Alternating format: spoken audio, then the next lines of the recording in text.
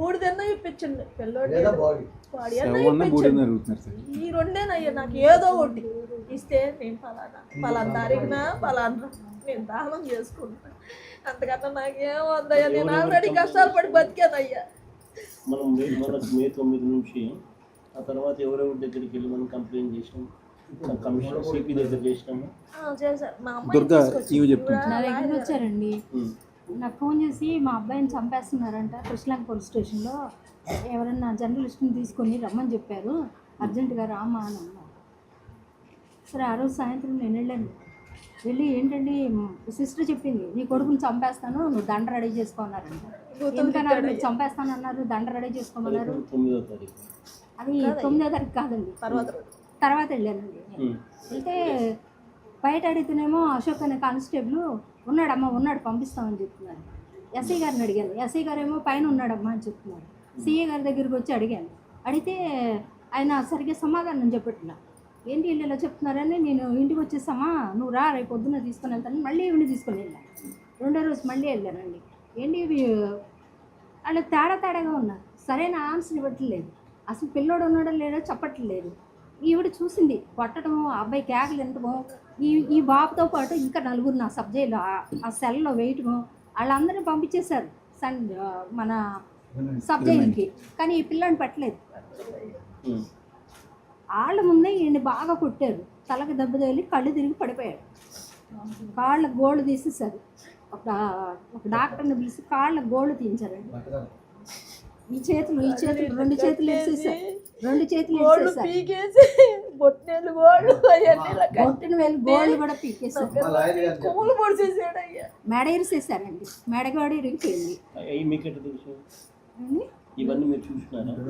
చూసామండి. లాస్ట్ టైంలో పిల్లాడు మా అమ్మని చూపించింది, ఇలా ఏలాడు పడిపోయి మా అమ్మని చూపించండి అని. ఆఖరి టైంలో అప్పుడు కూడా వాళ్ళ మనసు కరగలేదండి. ఇద్దరు నడవలేకపోతే 2 కానిస్టేబుల్స్, బాబురావు ఇంకోటి పేరు ఉంది అశోక్, భుజం మీద చెరొకళ్ళు పట్టుకుని ఈడ్చుకొని పైకి వెళ్ళి పడేశారండి. మా కళ్ళ ముందు కాదండి, మా లాయర్ గారు చెప్పారు. ఇంకో లాయర్ గారు చూసుకొచ్చి చెప్పారండి, వీళ్ళ బాబుతో పాటు అదే సెల్లో ఉన్న వాళ్ళు చెప్పారు. చెప్తే నేను మళ్ళీ 4 అడ్వకేట్స్ని తీసుకొని వెళ్ళాను. మాకు మాత్రం చూపించట్లా, వీళ్ళకి అమ్మకు తెలుసు, చూస్తుంది దాసేస్తున్నారు. పైనుంచి కేకలు వినపడుతున్నాయి, నాకు కొట్టే కొట్టుడు వినపడుతుంటే కిందకు వచ్చి ఇదండి మా అబ్బాయి అన్నాడు, మా అబ్బాయి ఆ కేక, నేను వెళ్ళిపోతాను, మా అబ్బాయిని చూపించండి అంటే, ఒకసారి చూపించండి అయ్యా, పోనన్నా చేపించండి అయ్యా, ఆడు చూడండి ఉండలేడయ్యా, నా బిడ్డను అంత అన్యాయం చేశాడయ్యా, నాకు చెప్పాడయ్యా, 2 సార్లు చెప్పాడయ్యా. నేను అతను కస్టోడియల్ డెత్ లాగా ఉందని చెప్పేసి డౌట్ వచ్చిందండి, ఎవరు సరైన ఆన్సర్ ఇవ్వట్లేదు. చివరిసారిగా గొడవేసి అడిగాను సిఐని, ఏం చేస్తావు చేసుకో, నీకు దిక్కున్న చాటు చెప్పుకో, రిట్టేస్తావా వేసుకో. డీజీపీకి కంప్లైంట్ చేశానండి, డీజీపీకి కంప్లైంట్ చేశాను. అక్కడి నుంచి కమిషనర్కి వచ్చింది ఆ లెటర్, తీసుకున్నారు, సైలెంట్ అయిపోయారు, ఏం పట్టించుకోలే. హ్యూమన్ రైట్స్కి వెళ్ళి కంప్లైంట్ చేసి ధర్నా చేసి హైకోర్టులో రిట్ వేసాం.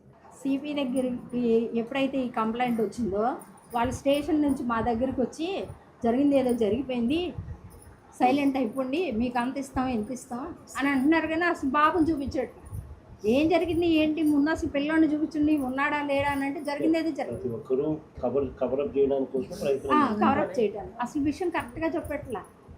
కొన్ని కొట్టాడు, నేను అన్నానండి మీరు కొట్టారు తెలుసు, వాడికి సీరియస్ అయింది, మీరు ట్రీట్మెంట్ ఇప్పిస్తున్నారంట, బాబుని ఇచ్చేయండి, మేము కేసు పెట్టుకోం, వాళ్ళ అమ్మ చచ్చిపోయేలా ఉంది, మేము కేసు పెట్టాం, ఏమొద్దు, చిట్లు పోయినాయండి, కాళ్ళు చేతులు చిట్లు పోయినాయి.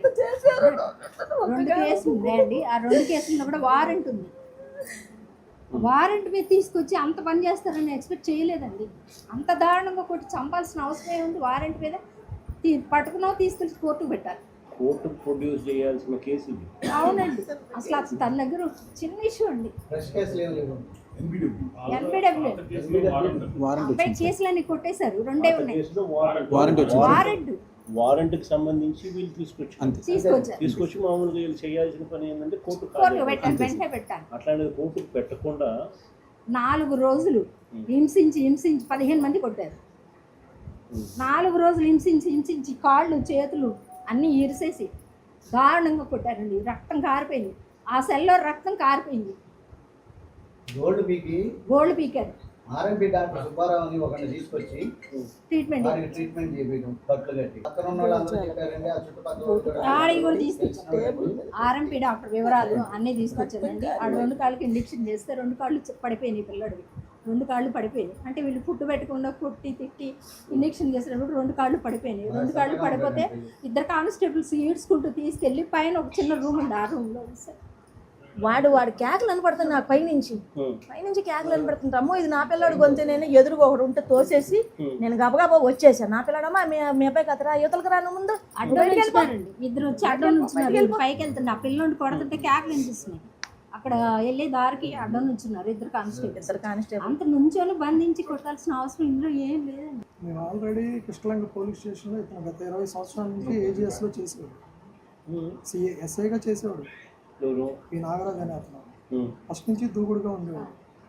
మా పిల్లోడు ఏదైనా చిన్న చిన్న తప్పులు చేస్తే తీసుకెళ్ళి పడతారు, పోలీసు వాళ్ళు అన్న తర్వాత పెద్దన్న పాత్ర పోషిస్తారనేది అందరికీ తెలిసిన సాధ్యం. వీళ్ళందరూ ఫ్రెండ్లీ పోలీస్ అన్నారు కదా. ఈ ఫ్రెండ్లీ పోలీస్ అంటే మనిషిని తీసుకెళ్ళి కొట్టి చంపి శవాన్ని కూడా భస్మం చేసి తీసుకెళ్ళి వాళ్ళే కాల్ చేసి బూడిది కూడా ఇవ్వకుండా వాళ్ళ పరిస్థితి అలా ఉంది ఆ సిఐ నాగరాజ్ది. మేము మామూలుగా వాళ్ళు మా దగ్గరికి ఒక మనిషిని పంపించారు, కానిస్టేబుల్ పంపించినప్పుడు మేము చెప్పాం, మీరు మర్యాదగా మనిషి ఉంటే మనిషిని అప్పు చెప్పండి, లేకపోతే బాడీని అప్పు చెప్పండి. మేమెవరో రోడ్డు పక్కన వాళ్ళలాగా వెనక ముందు ఎవరో లేనట్టుగా ఆడబిడ్డ అలా తిరుగుతుంటే, అయ్యా నేను మీకు తెలుసు కదయ్యా, మా బిడ్డ మీకు తెలుసు కదయ్యా, మా తమ్ముడు మీకు తెలుసు కదయ్యా, అయ్యా ఒక్కసారి మాట్లాడించండి అయ్యా అన్నప్పుడు మీ హృదయం కలగనప్పుడు మేమెందుకు ఊరుకోవాలి అన్న ఆలోచనతో మేము బయటకు వచ్చాము. మేము బయటకు వచ్చిన తర్వాత మేము ఒకటే అడిగాం. మా దగ్గరికి వచ్చిన కానిస్టేబుల్స్కి వీళ్ళందరికీ మేము ఒకటే చెప్పాం, మర్యాదగా మీరు మనిషిని అప్పు చెప్పండి లేదా బాడీ అప్పు చెప్పండి. ఈ 2 జరగని పక్షంలో మేము ఏం చేయాలన్న దానికి కూడా మేము వెనక ముందు ఏం ఆలోచించాం. మేము 10 మంది ఫ్యామిలీ మెంబర్స్ ఉన్నాం. మేము మిడిల్ క్లాసు, ఇంతకన్నా మిడిల్ క్లాస్ వాళ్ళు ఉంటారు. రోజువారీ రిక్షా తొక్కుకునేవాడు, ఆటో తోలుకునేవాడు, రోజు కూలి పని చేసుకునేవాడు. వాడికి అన్యాయం జరిగితే సపోజ్ ఎవరూ రారు, వాడు ఎక్కడికి వెళ్ళాడు, ఏ స్టేషన్కి వెళ్ళాడు, ఏ కోర్టుకి వెళ్ళాడు, అంతా మ్యానిపులేట్ చేసి వాళ్ళే చేసుకుంటారు. ఇలా ఆల్రెడీ 2 రోజుల క్రితం ఇంకొక అతను చనిపోయాడు, 15 రోజుల క్రితం. ఈరోజు ఈ తల్లి ఏడిసింది, అప్పుడు ఆ తల్లి ఏడిసింది, ఇప్పుడు ఇంకో తల్లి ఏడుస్తుంది, రేపు ఇంకో తల్లి ఏడిసింది. ఇలాంటి ఏడుపు అనేది ఇంకోసారి ఉండకూడదు అనేది మాకు కోరిక.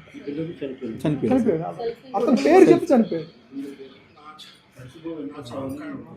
MRPS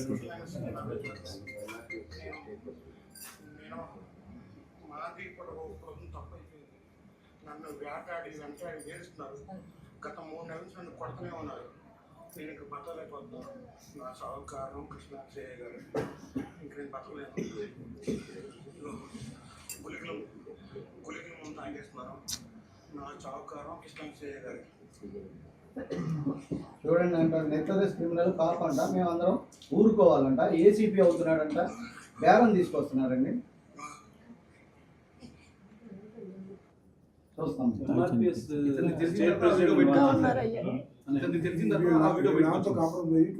మేము బయటకు వచ్చిన తర్వాత మాతో పాటు వాళ్ళందరూ కూడా వచ్చారు. దేశంలో రొటీన్ గా ఇది ఒక పద్ధతి ప్రకారం జరిపిస్తాను. ఇతను అసలు మామూలు ఇది జరిగి ఇది మే 9, ఇది 1 మంత్ పీరియడ్ లో. అంటే అదే నెలలో సిస్టమాటిక్లీ ఇద్దరు ఒకటే పోలీస్ స్టేషన్ పరిధిలో ఇద్దరు జరిగినారు అని అంటే దాని అర్థం ఈ సిఐకి వెనకాల సపోర్టు పై లెవెల్ నుంచి కూడా సపోర్ట్ పై నుంచి కింద దాకా ఉంది కాబట్టి ఎటువంటి యాక్షన్ తీసుకోవడం లేదు కదా. ప్రతి స్టేషన్ లో ఇటువంటి పరిస్థితి, లా అండ్ ఆర్డర్ మొత్తం కూడా అక్కడ అదుపు తప్పింది, మొత్తం కూడా ఈ విధమైన పరిస్థితి. మా దగ్గరికి వాసు అని ఒక అతను వచ్చాడు, జనసేన అతను. మేము ఒకటే చెప్పాం, మేము రాజీ పడే మనుషులం కాదు, మేము ఎవరికి రాజీ పడాల్సినంత అవసరం లేదు, మాకు ఇస్తే మనిషినే ఉండే, లేదంటే డెడ్ బాడీ అప్ చెప్పండి, లేదంటే కనీసం బూడిదన్నా ఉండే. అంతేగాని మీరు మా గుమ్మంలోకి వచ్చి మాతో రాజీ మాట్లాడారంటే మాలాంటి వాళ్ళ పరిస్థితుల్లో రేపు ఇంకోళ్ళ పరిస్థితి ఇంతకన్నా దారుణంగా ఉంటుంది. ఈ విషయాన్ని ఖండించాలని నేను మా అన్నయ్యకి చెప్పాను. ఏం చెప్పానంటే, ఇది బయటకు వచ్చే వ్యవహారంలో లేదు, నేను ఒకరోజు మార్నింగ్ మన అన్నకు ఫోటోలు పెట్టా, రాంబాబు గారికి పెట్టా, ఇలా ఉంది సిచ్యువేషను, కొద్దిగా మీరు యాక్టివ్ అవ్వండి అని చెప్పగానే అన్న నాకు ఫోన్ చేశాడు. ఫోన్ చేసినప్పుడు ఇలా జరిగింది అని చెప్పి ఇంతమంది యాక్టివ్ అయితే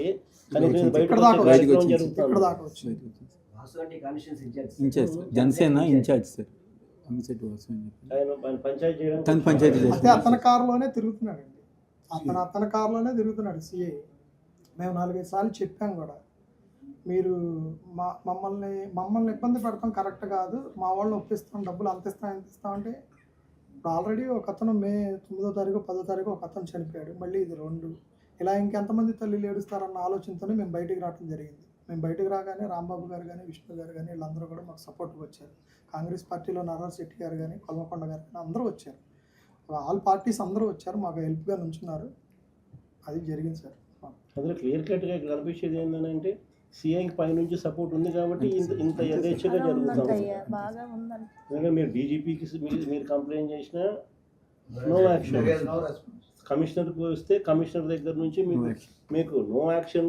స్టేషన్ సిఐలు, ఏసీపీలు, కమిషనర్లు, చివరికి డీజీపీలు దాకా అందరూ నెక్సెస్లో దీంట్లో భాగంగా అందరికీ ఏం జరుగుతుందో తెలిసినా కూడా అందరూ దాన్ని కవరప్ చేసే కార్యక్రమమే జరుగుతుంది. కానీ సీరియస్గా యాక్షన్ తీసుకోవాలని లేదు. యాక్షన్ తీసుకునేటట్టుగా అయితే సస్పెన్షన్ ఎందుకు చేసినారు? అసలు ఫస్ట్ ఆఫ్ ఆల్ సిఐని ఎందుకు సస్పెండ్ చేసినారు? అంటే హత్య జరిగిందని ఒప్పుకున్నట్టే కదా. ఇది మన హాస్పిటల్ నుంచి వచ్చింది ఫోటో. ఇప్పుడు వీళ్ళకి ఎలా పోలీస్కి ఎలా ఇన్ఫర్మేషన్ ఉంటుందో, ఆ స్టేషన్లో ఉన్న ఒక 5 ఖైదీలు కలిసి ఉంటే వాళ్ళ దగ్గర నుంచి వాళ్ళల్లో ఎవరో ఒకరు ఉంటారు కదా. ఒకసారి 10 మంది ఖైదీలు లోపలికి తీసుకెళ్ళినప్పుడు ఓ 4-5 కొడతా ఉంటే కింద ఉన్న 4-5 ఎవరిని తీసుకెళ్లారు ఏంటి అనేది ఇన్ఫర్మేషన్ ఉంటుంది కదా. వాళ్ళు బయటకు రాగానే మీ మేనల్లుళ్ళు ఇలా కొడుతున్నారని చెప్పి అక్క దగ్గరికి వచ్చి, అమ్మ మీ అబ్బాయి మీద ఇలా కొడుతున్నారు, 15-20 రోజులు తిరిగింది. మేమేమంటున్నా, ఆడబిడ్డ ఏడుస్తుంటే ఆ ఏడుపు కూడా కరగలేదని మా కోపం. లోపలికి వెళ్ళేటప్పుడు ఎవరైంది తెలవట్లేదు, నన్ను వెళ్ళవట్లేదు, అందరు అడ్డంగా బలలేసి కూర్చున్నారు. చూసారు చంపారని చెప్పింది. నన్ను నానా తిట్టులు తిట్టాడు, అందరి ముందు కూడా నన్ను తిట్టాడు. అదేంటయ్యా నన్ను తిడుతున్నాను, నేనేం చేశాను అయ్యా అని కూడా అన్నా. నేను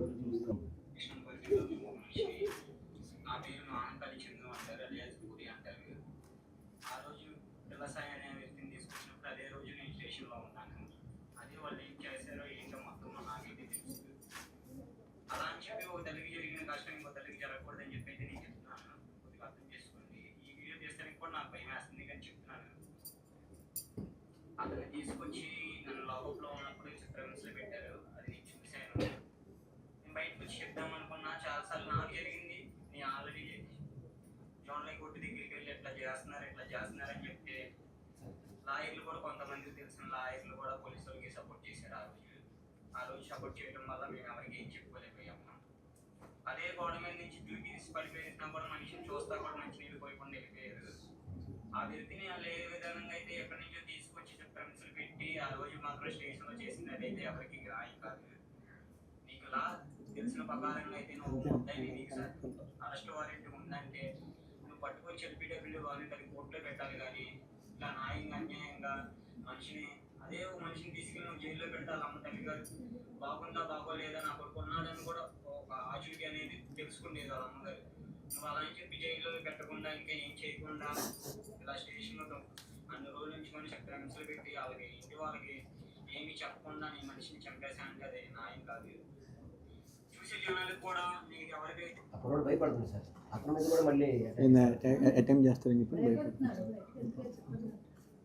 మేము కూడా భయం లేదు కాబట్టి మేము బయటకు వచ్చి గట్టిగా అడిగాం కాబట్టి ఈ విషయంలో బయటకు వచ్చింది. ఆ తర్వాత అందరిలో ఇప్పుడు ఎవరికైతే అన్యాయం అవుతుందో వాళ్ళందరూ కూడా 1 by 1 బయటకు వస్తున్నారు సార్. అది అందరం మీకు సపోర్ట్గా లోతైన ఎంక్వైరీ జరగాల. సస్పెన్షన్ వీళ్ళకే కాదు, అసలు ఇట్లాంటి వ్యవస్థ మారాలంటే వీళ్ళని కంట్రోల్ చేసే మొత్తం పైదాకా ఉన్న వ్యవస్థలు అన్ని వ్యవస్థలు అందరిలో ఉన్న వాళ్ళందరూ కూడా దీనికి బాధ్యత వహించి టోటల్ రివ్యాంప్ అనేది జరిగి భయం అనేది ఒకటి క్రియేట్ అయితేనే ఇటువంటివి ఆగుతాయి అనేది నేను కూడా సంపూర్ణంగా కూడా నమ్ముతున్నాను. ఖచ్చితంగా విల్ ప్రెస్ ఫర్ అన్ని రకాలుగా మీకు సపోర్ట్ చేసే విషయంతో. హిట్ టీవీ యాప్, ఇందులో short news, live news, entertainment shows, movies, digital magazines తో పాటు మీ జిల్లా వార్తలను కూడా ఫ్రీగా చూడొచ్చు. ఇంకెందుకు ఆలస్యం, వెంటనే హిట్ టీవీ యాప్ ని డౌన్లోడ్ చేసుకుని ఫ్రీగా ఎంటర్టైన్మెంట్ పొందండి. Hit TV app, hit TV app, please download hit TV app. Hit TV app ని ఫ్రీగా డౌన్లోడ్ చేసుకుని ఎంజాయ్ చేయండి. మీకు నచ్చిన ఎంటర్టైన్మెంట్ కోసం హిట్ టీవీ యాప్ ని ఫ్రీగా డౌన్లోడ్ చేసుకుని ఎంజాయ్ చేయండి. హిట్ టీవీ యాప్ ని డౌన్లోడ్ చేసుకుని ఆస్వాదించండి, ఆశీర్వదించండి. ఇంతమంది సెలబ్రిటీలు హిట్ టీవీ యాప్ ని డౌన్లోడ్ చేసుకోండి అని చెప్తున్నారంటే ఎంత మంచి యాప్ ఆలోచించండి. అమెరికా అమెరికా అమెరికా అమెరికాలో చదవాలనుకునే వాళ్ళకి విశ్వసనీయమైన పేరు మన శౌర్య కన్సల్టెన్సీ. UK లో 1 year masters, UK లో 1 year masters, 2 years work permit up to 5 years visa. Contact Saurya Consultancy. Contact 89851 89851.